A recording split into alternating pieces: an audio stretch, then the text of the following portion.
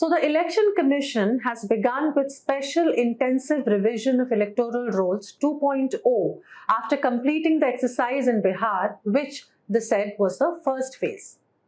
Now the next phase of SIR will cover 51 crore voters in a total of 12 states and union territories, including the poll-bound Tamil Nadu, West Bengal, Kerala and Puducherry, where assembly polls are scheduled to be held next year.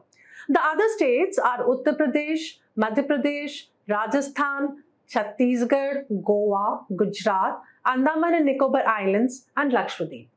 Needless to say, more urban areas would be covered this time around than in Bihar.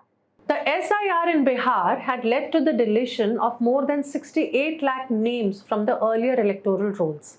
This time around, the ECI has incorporated certain changes in the process, which were, according to some senior officials, learnings from Bihar. Hello, I am Sreeparna Chakrabarty and I cover the Election Commission for the Hindu. Today, I will take you through these changes which are expected to make the SIR process relatively easier for voters this time around. So the distribution and collection of enumeration forms would begin from November 4th and end on December 4th, a one-month period. The draft list would be out on December 9 and the final list on February 7. First and foremost, the ECI has said that no documents were to be collected from electors during the enumeration phase. This was being done as it has been found in Bihar that a majority of people could be traced to the electoral rolls of previous SIRs. Secondly, even before announcing the SIR, the poll body had begun the process of matching the current voters' lists with those in 2002-03 when the last SIR was being carried out in these states, a process which they have termed as pre-mapping of electors.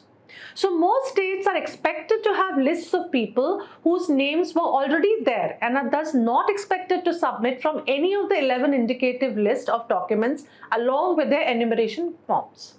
Then comes amendment to the enumeration form itself.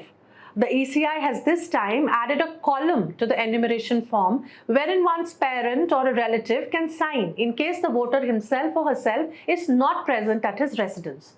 This will be countersigned by the BLO or the booth level officer. For electors whose enumeration forms have not returned, the booth level officer may identify a probable cause including death, duplication, migration based on an inquiry from nearby electors and note this down.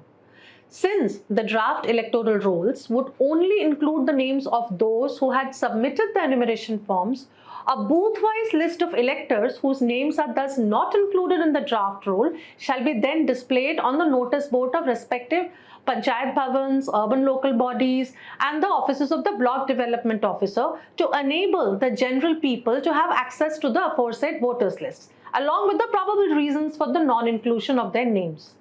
Now, Aadhaar has been added as the 12th document as directed by the Supreme Court, but only as a proof of identity and not of citizenship. The electoral registration officers or the EROs will issue notices only after the publication of the draft rolls to those electors who could not be linked with the previous SIR of electoral rolls in order to ascertain their eligibility.